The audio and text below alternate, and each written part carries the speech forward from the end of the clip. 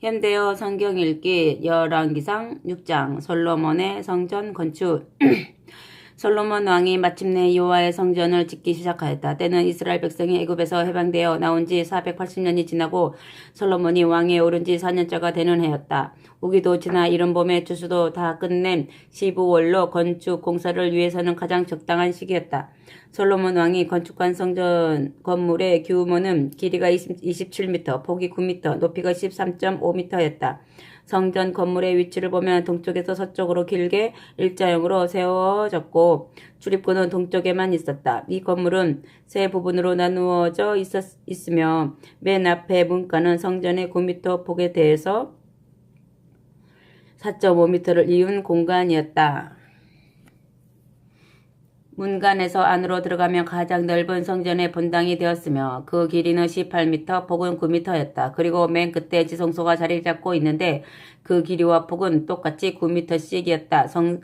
지성소는 창문이 전혀 없었고 캄캄하였다. 성전으로 통하는 문이 항상 닫혀 있었기 때문이다. 그러나 성전의 벽에는 창문이 많았다. 창문의 모양은 강한 빛과 열기는 적게 받고 공기는 잘 통하도록 안쪽은 넓고 바깥쪽은 좁게 만들었으며 창틀과 창살은 모두 돌로 만들었다.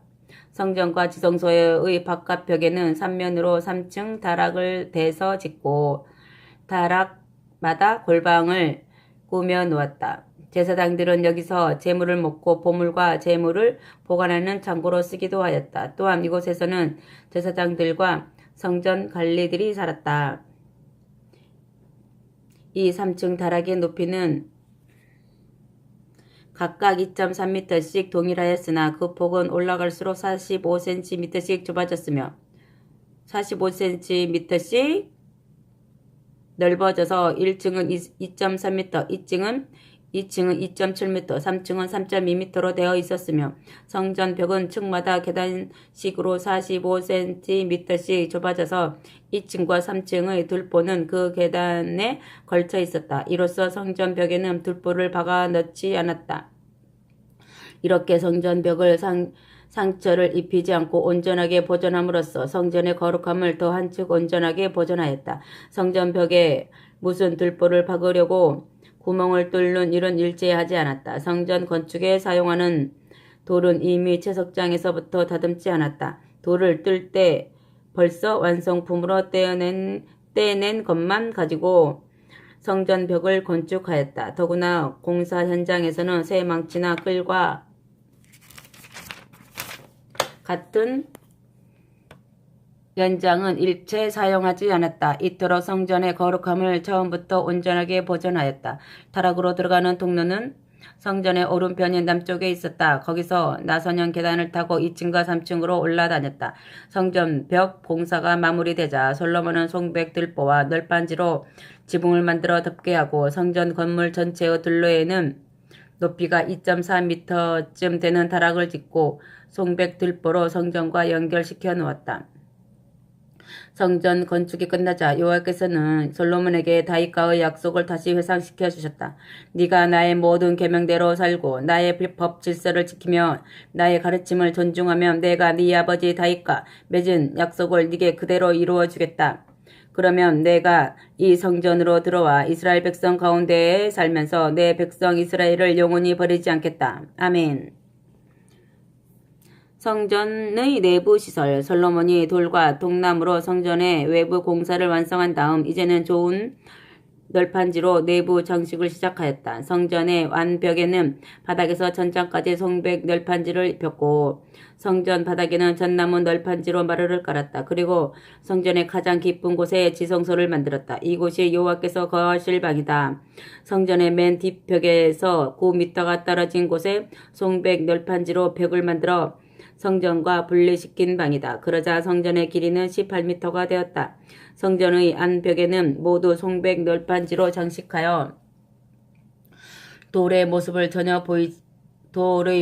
전혀 보이지 않았다. 송백 널판지에는 호리병과 활짝 핀 꽃들이 아로 새겨져 있었다.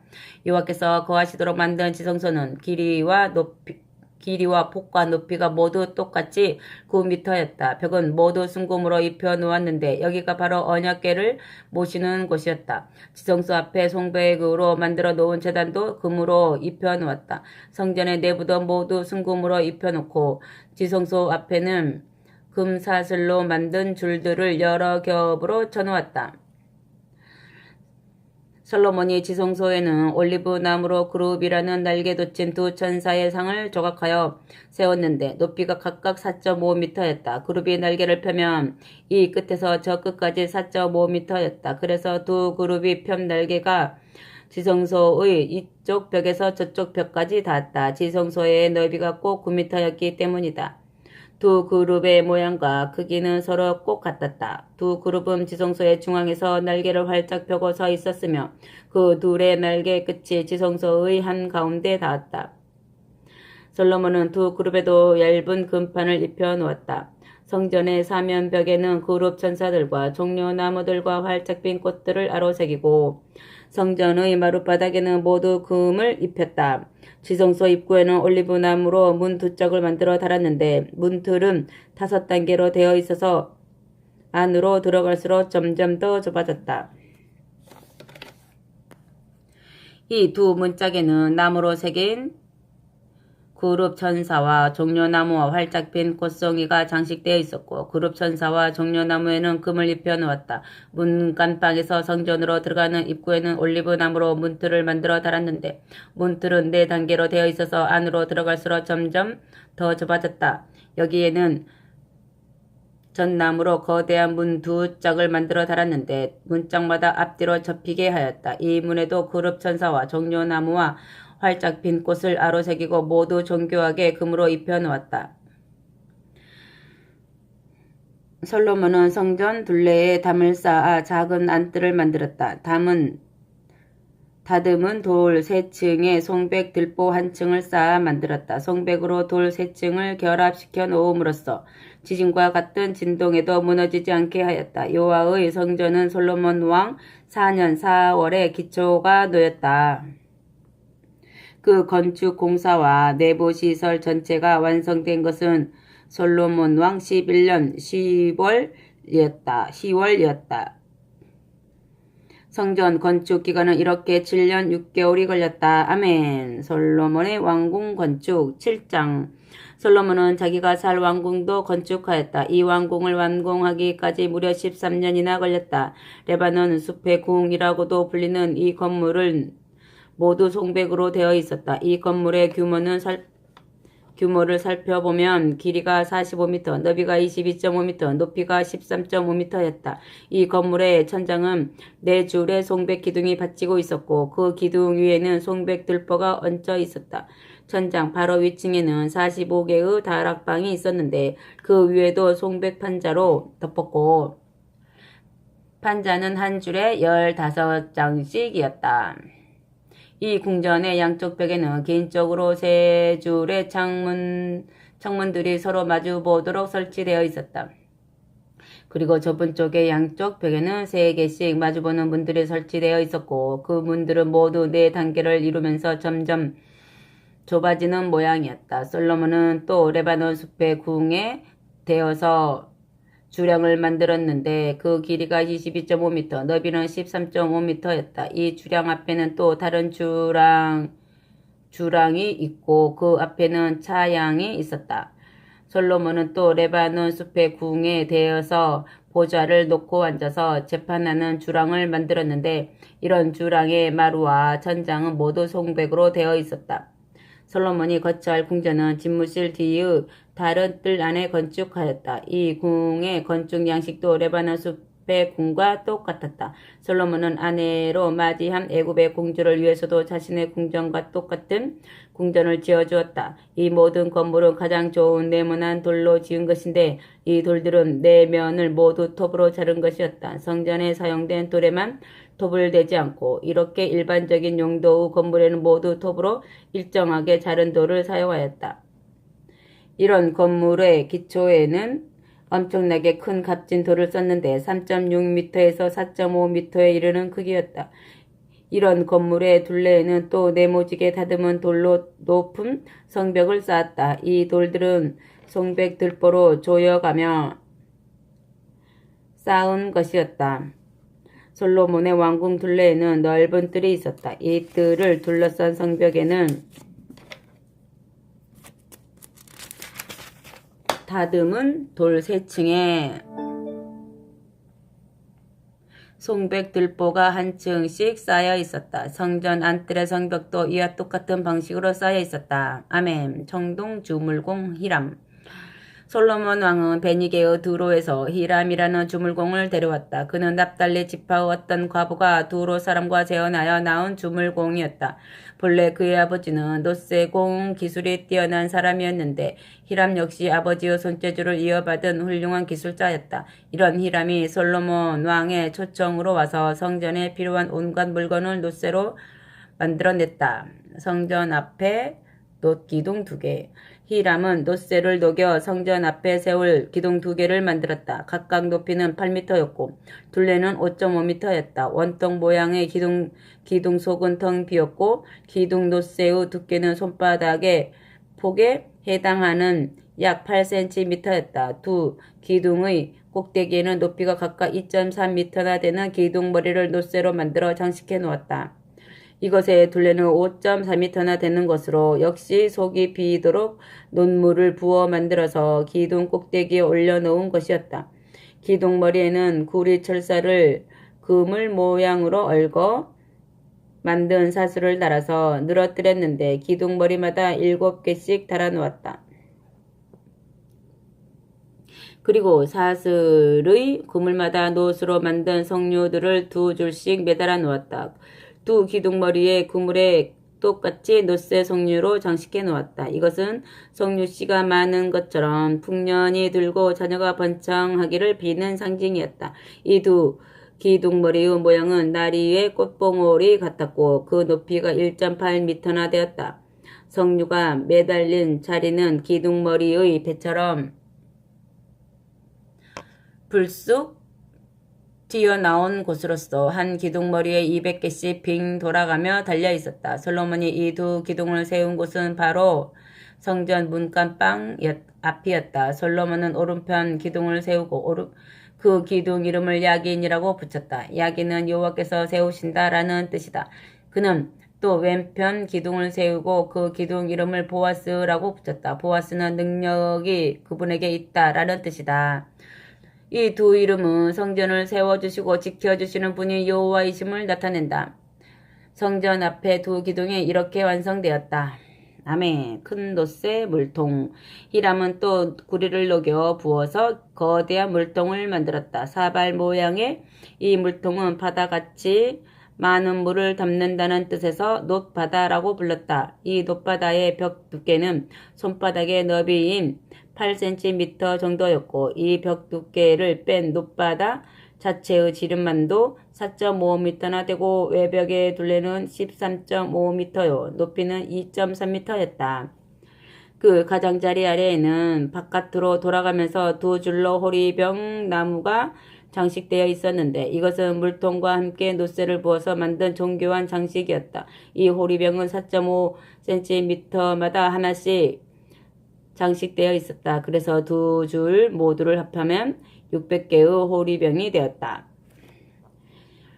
이 놋바다는 12마리의 놋소 위에 얹혀 있었는데 놋소들은 3마리씩 짝을 지어 고개를 들고 동서남북을 바라보고 있었다. 그래서 그들의 꼬리는 모두 안을 향하고 있었다. 이 놋바다의 가장자리는 잔의 태나 나리의 꽃잎처럼 바깥으로 둥글게 굽어져 있었다. 놋쇠 두께가 8cm쯤 되는 이 통에 드는 물은 약 44,000리터였다. 아멘. 열대의 놋쇠 급수차들. 히람은 또 놋쇠를 녹여 부어서 급수차 10개를 만들었다. 순례자들에게 결례를 행하는 물을 제공하고 재물을 핏째 바친 다음에 제단과 뜰을 씻도록 물을 제공하는 이 급수차들은 바퀴가 4개씩 달리고 자체 위에는 물두멍들이 달려 있었다. 자체의 길이와 너비는 각각 1.8m씩이요. 높이는 1.4m였다. 그 자체의 모양을 보면 사각형의 태가 받침대 속에 끼어 있었다.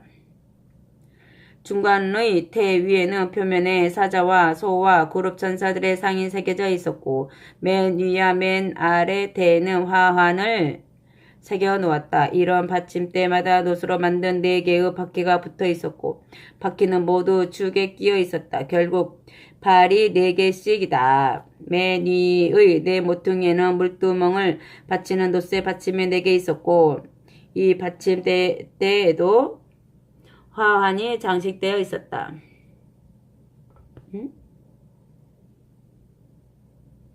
이 4개의 놋 받침 위에는 물두멍을 올려놓도록 반원형의 놋쇠가 얹혀 있었는데 그 깊이는 68cm였고 받침대의 맨 윗면보다 45cm로 미터 위로 솟았다. 그 표면에도 장식물들이 새겨져 있었다. 4바퀴의 높이는 자체의 맨 위에까지 오르지는 않았다. 오히려 그 반절에 해당되는 68cm였다. 바퀴의 축은 모두 짧았고 받침대에 고정되도록 함께 주조되어 있었다. 이 바퀴도 전차의 바퀴와 똑같이 구리를 녹여서 부어 만든 것이었다.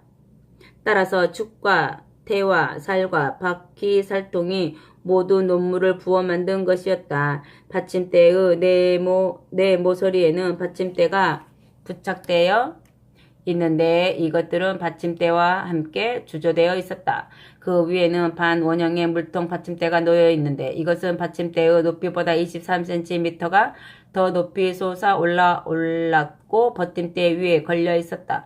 이 놋받침은 받침대와 고정되어 있었고 버팀대와 그 태에는 그룹 천사와 사자와 종려나무들이 새겨져 있었으며 사방으로 화환들이 새겨져 있었다. 이렇게 받침대 10대가 모두 똑같았다. 히람은 똑같은 주조 방법으로 놋물을 부어 만들었다. 그러고 나서 히람은 차체 위에 놓을 물통 10개를 놋물로 주조하였다.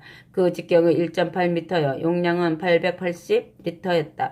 그중 5개의 받침대는 성전의 남쪽에 세워놓고 나머지 5개는 북쪽에 세워놓았다. 그리고 그 거대한 놋바다는 성전 안뜰의 남동쪽 모서리에 세워놓았다. 아멘. 히람이 만든 성전 비품 총목록. 히람은 솔로몬 왕이 시키는 대로 여호와의 성전에 필요한 모든 물품을 만들었다. 어떤 물건이든지 모두 놋물을 부어 만든 것으로서 그 표면은 윤이 나게 닦여 있었다. 히람이 제조한 물건의 총 목록을 살펴보면 기둥 2개, 기둥머리 2개, 기둥머리에 장식한 그물 2개, 기둥머리에 매단 석류 400개, 받침대 10개, 그 위에 싣는 물두멍 10개, 놋바다라고 불리는 거대한 물통 1개, 놋바다를 받치고 서 있는 소 12마리, 기타 희생 제물의 피를 받는 대접들과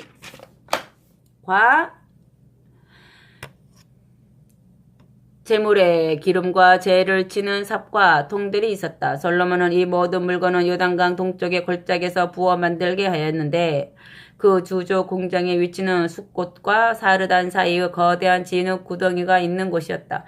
여기서는 길르앗 살림도 가까워서 놋을 녹이는 데 필요한 화목도 쉽게 얻을 수 있었다.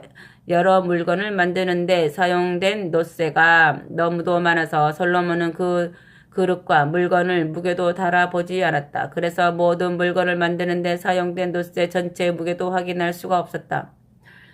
솔로몬 왕은 여호와의 성전에서 사용할 거룩한 기구들도 모두 금으로 만들어 놓았는데 그것을 분향하는 제단과 진설병 식탁, 지성소 앞에 좌우로 5개씩 세워놓는 10개의 정금 등잔대, 꽃 모양의 등잔 받침과 등잔, 부젓가락, 주발들, 심지 자르는 가위, 피를 받는 대접, 숟가락, 숯불 나르는 대야, 지성소 문과 성전문에 달 돌적이들이었다. 솔로몬 왕은 성전 건축과 내부 시설을 완성하고 그 내부 시설과 성전에 필요한 기구들도 모두 마련해 놓은 다음 자기 아버지 다윗이 여호와께 예물로 봉헌한 금과 은과 모든 기구들을 성전의 보물창고에 갖다 두었다. 성전 아멘. 성전 봉헌식 8장. 솔로몬 왕은 이제 여호와의 법궤를 다윗성의 시온산에서 성전으로 옮기려고 이스라엘의 모든 지파와 지족을 대표하는 장로들을 예루살렘의 왕궁으로 초청하였다. 이스라엘 사람들이 에다니몰에 모두 솔로몬 왕 앞으로 모였다. 장로들이 모두 모이자 제사장들은 법궤의 장대를 어깨에 메고 법궤를 성전으로 운반하였다. 그 뒤에서는 레위 사람들이 성막과 성막의 거룩한 기구들을 모두 성전으로 옮겨다 놓았다. 이렇게 법궤를 성전으로 옮기는 동안 솔로몬 왕과 그 축제에 초청된 온 무리들은 법궤 앞에 모여 많은 희생제물을 바쳤는데 소와 양이 어찌나 많은지 이루다 셀 수 없을 정도였다.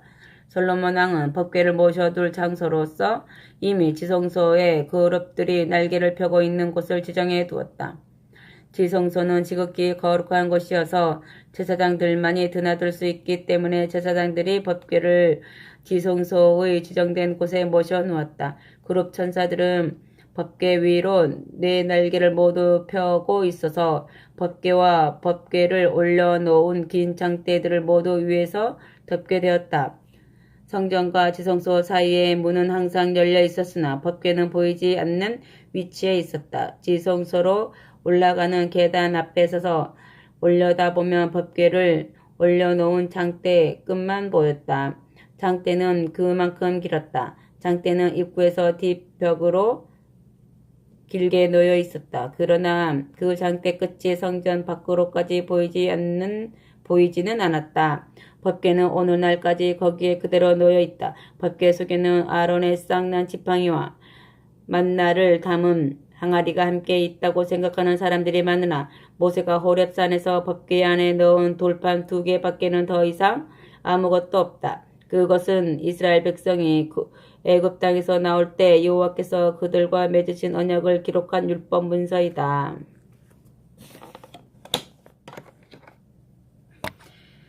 제사장들이 성전에서 나오자 구름이 성전을 가득 채웠다. 이는 여호와께서 성전을 자기 처소로 삼으셨다는 표시였다. 구름은 여호와의 영광을 나타냈다. 여호와의 영광이 성전에 가득 차자 제사장들이 그 구름 속으로 들어가 더 이상 직무를 수행할 수가 없었다. 그러자 솔로몬이 이렇게 기도하였다. 여호와여, 주께서 말씀하시기를 나는 캄캄한 구름 속에 산다 고 하셨습니다. 제가 이처럼 아름다운 집을 지었사오니 이곳에서 영원히 거하소서. 아멘. 솔로몬의 성전 봉헌식 연설. 솔로몬은 이제 몸을 돌이켜 성전 앞에 서 있는 온 이스라엘의 무리를 바라보고 그들 모두에게 축복하는 말로써 인사를 하였다. 이어서 왕은 이렇게 연설하였다. 이스라엘의 하나님 여호와를 찬양합니다. 주께서 나의 아버지 다윗 왕에게 약속하신 일을 이제는 손으로 직접 완성해 주셨습니다. 여호와께서는 일찍이 이렇게 약속하셨습니다. 내가 내 백성 이스라엘을 애굽에서 이 땅으로 데리고 온 날부터 지금까지 내게 경배할 성전을 짓도록 이스라엘의 모든 지파 중에서 어떤 성읍을 선택하지 않았다. 나는 오직 너만을 선택하여 내 백성 이스라엘을 다스릴 통치자로 삼았다. 이미 나의 아버지 다윗 왕께서 이스라엘의 하나님 여호와께 성전을 지어드리려고 작정하셨습니다. 그러나 여호와께서는 말리셨습니다. 네가 나를 위하여 성전을 짓겠다고 결심하였으니 참으로 기쁜 일이다. 그러나 내 성전을 지을 사람은 네가 아니라 네 몸에서 태어날 네 아들이다. 이제 여호와께서는 이 약속을 지켜주셨습니다. 나는 다윗 왕의 아들로 태어나 왕이 되고 이스라엘의 하나님 여호와께 경배할 수 있는 성전을 지었습니다. 오늘 우리가 여호와께서 우리 조상들을 애굽에서 해방시킨 후 그들과 맺으신 언약의 2 돌판이 담겨있는 법궤도 바로 이 성전에 모셔두었습니다. 아멘. 솔로몬의 성전 봉헌 기도.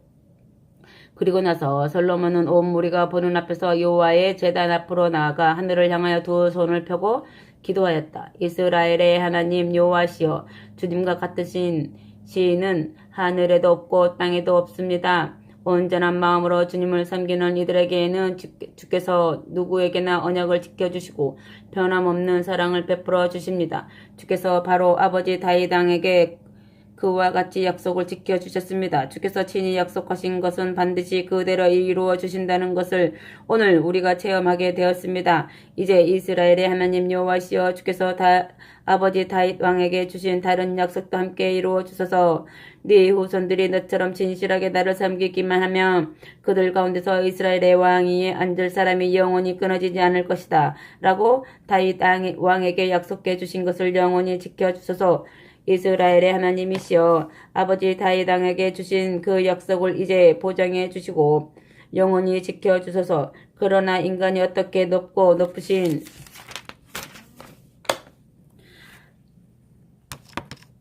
하나님을 세상에 모실 수가 있겠습니까? 저 드넓은 하늘 전체가 성전이라고 해도 주께서 사시기에는 오히려 좁을 텐데 제가 지은 이 성전으로 어떻게 주님을 모시겠습니까? 오직 주께서 이 성전에 특별한 은총을 베푸시고 이곳에 사시는 것을 기뻐하시기 빕니다. 그러므로 제가 지금 간절히 비는 기도를 들어주시고 오늘 주께 호소하며 부르짖는 간구에 응답해 주소서. 누구나 이곳에 와서 주님을 찾으며 만나 주시겠다고 약속하셨으니 밤이나 낮이나 이 성전을 내려다 보소서. 제가 이곳에 와서 주께 부르짖으며 항상 그 기도를 들어주소서. 또 저뿐 아니라 여기서 호소하는 주님의 백성이 간구할 때도 들어주소서. 주께서는 저희가 이곳을 향하여 간절히 부르짖으면 그 기도가 하늘에 오르게 하시고 주께서 이곳에 귀를 기울여 들어주소서. 주께서 이 백성의 회개하는 기도를 들으시고 용서해 주소서. 아멘.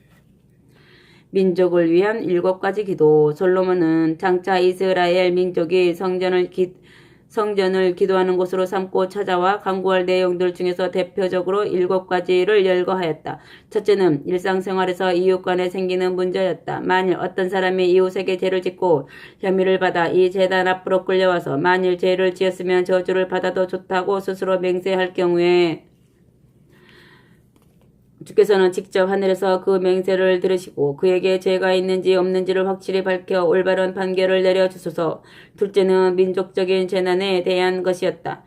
주님의 백성 이스라엘이 주님을 잊어버리고 음란하게 살다가 적에게 패하였으나 다시 주께로 돌아와 이 성전에서 자기들의 죄를 고백하며 용서해달라고 부르짖으면 주께서는 다시 하늘에서 그들의 호소를 들어주소서. 주님의 백성 이스라엘의 죄를 용서해 주시고 주께서 그들의 조상들에게 주셨던 땅으로 그들을 다시 돌려보내 주소서.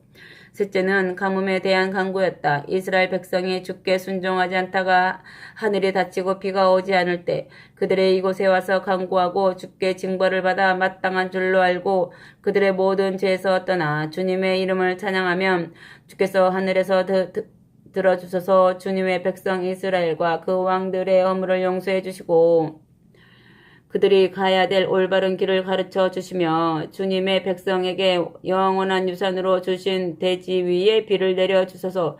넷째는 천재지변에 대한 간구였다. 뜨거운 동풍이 이 땅으로 불어와 곡식이 시들어 죽거나 비가 너무 많이 내려 곡식이 모두 누렇게 썩거나 날아다니는 메뚜기 떼와 기어다니는 메뚜기 떼가 몰려와 농작물을 모두 삼켜서 이 땅에 큰 흉년이 들고 전염병까지 창궐할 때 원수들마저 이 땅의 모든 성읍으로 침공할 때 주님의 백성 가운데서 어느 한 사람이라도 재앙을 깨닫고 이 성전을 향하여 두 손을 펴고 부르짖으면 주께서 그들의 보좌에서부터 그의 기도를 들어주소서. 그의 허물도 용서해 주시고 소원대로 이루어 주소서. 물론 주님은 사람의 마음을 아시니 각 사람에게 그의 행실대로 갚아주소서. 모든 사람의 속마음을 다 아시는 분은 오직 주님뿐이십니다. 아멘. 주께서 주님의 백성에게 이와 같이 응답하고 용서해 주시면 그들이 주께서 우리 조상에게 주신 땅에서 사는 동안 언제나 주님을 두려워하며 섬길 것입니다. 다섯째는 외국인에 대한 간구였다. 주님의 백성 이스라엘에 속한 사람은 아니지만 주님의 이름을 듣고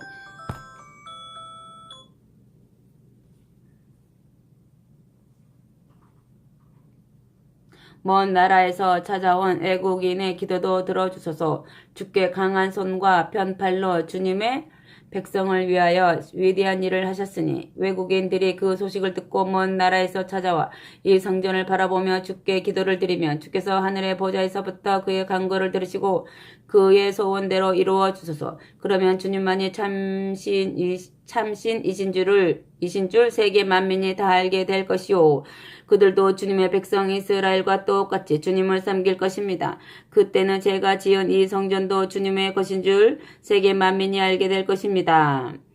여섯째는 하나님의 백성을 지키기 위하여 하나님께서 직접 싸우시는 거룩한 전쟁에 대한 강구였다. 주님의 백성이 주님의 명령을 받고 출전하게 되었을 때 그들이 주님의 도성으로 선택하신 시온성을 바라보며 또한 제가 주께 지어드린 이 성전을 바라보며 먼 곳에서 주께 기도를 드리면 주께서 이때도 하늘에서 그들의 호소와 간구를 들으시고 그들이 승리하게 하소서. 일곱째는 이스라엘 백성이 범죄하다가 여호와의 진노를 사서 포로되어 갈 경우에 대한 간구였다. 세상에 죄 짓지 않는 사람은 없습니다.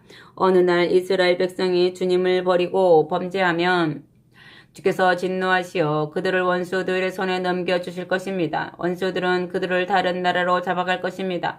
그러나 그들이 포로되어 간 땅에서 모두 마음을 돌이키고 원수들의 땅에서라도 주께 돌아와 호소하기를 저희가 죄를 짓고 악을 행하고 그릇된 길을 걸었습니다 하고 고백하며 포로되어 간 원수들의 땅에서 남아 온 마음과 정성을 다 바쳐 주께로 돌아오고 먼 땅에서라도 주께서 그들의 조상에게 주신 이 땅을 바라보며 기도하고 주께서 선택하신 이 시온성과 제가 주께 지어 드린 이 성전을 향해 기도하면 주께서 이때도 하늘의 보좌에서 그들의 간구와 기도를 들어주셔서 그들의 불쌍한 사정을 돌봐주소서. 그들이 주께 지은 허물을 모두 용서해 주시고 주께 대항하며 범죄한 악행을 모두 용서하소서. 우선 그들을 포로로 잡아간 사람들의 마음을 감동시켜 주셔서 그들이 이스라엘 백성을 불쌍히 여기게 하소서.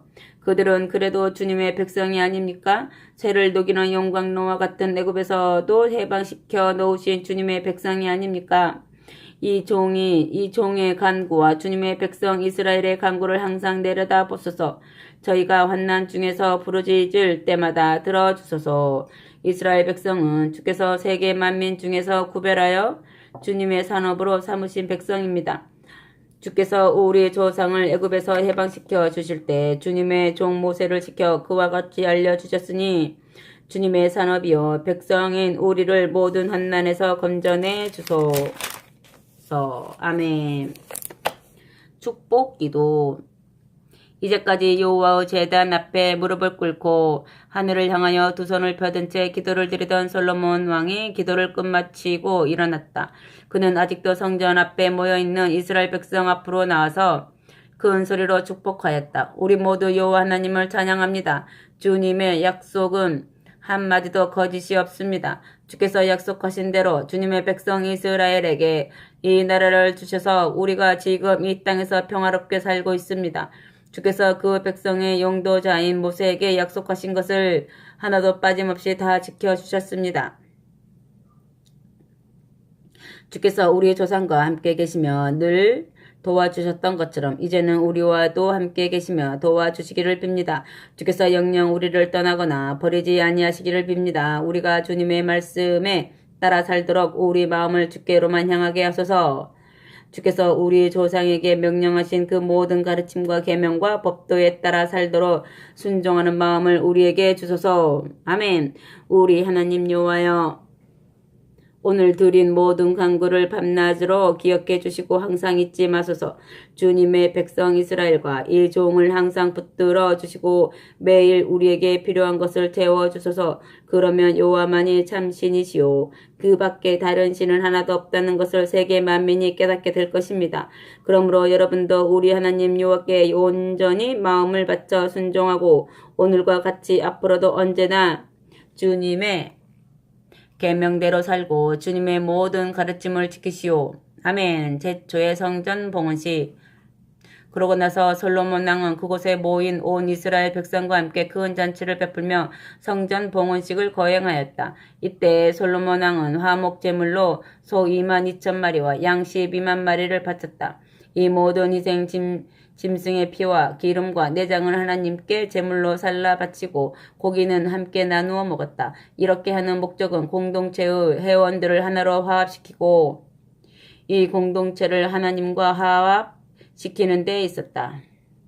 그런데 이토록 많은 제물을 바치기에는 성전 앞에 번제단이 너무 좁았기 때문에 솔로몬이 앞뜰의 중앙 부분 전체를 제단으로 삼아 제물을 바쳤다. 거기서 그는 화목제물의 피와 기름과 내장을 살라 바치고 또 희생 짐승을 전부 살라 바치는 번제도 드리고 곡식과 과일과 포도주와 올리브 기름으로 소제도 드렸다. 그때 솔로몬이 온 이스라엘 백성과 함께 성전 봉헌식을 거행하였는데 유대력으로 7월 8일부터 시작하여 14일까지 7일 동안 축제를 거행하였다. 그러자 7월 15일부터 초막절이 시작되어 21일까지 또 7일 동안 민족적인 성지 순례의 축제가 거행되었다. 이때 최북단의 하맛 입구에서부터 최남단의 애굽 하수에 이르기까지 이스라엘 전역에서 많은 사람들이 모여들었다. 초막절이 지나 8일이 되자 솔로몬이 백성을 돌려보냈다. 그들은 왕에게 큰 소리로 복을 빌고 주께서 주님의 종 다윗의 집안과 주님의 백성 이스라엘에게 베풀어 주신 모든 은혜를 생각하고 감사하며 기쁜 마음으로 돌아갔다. 아멘.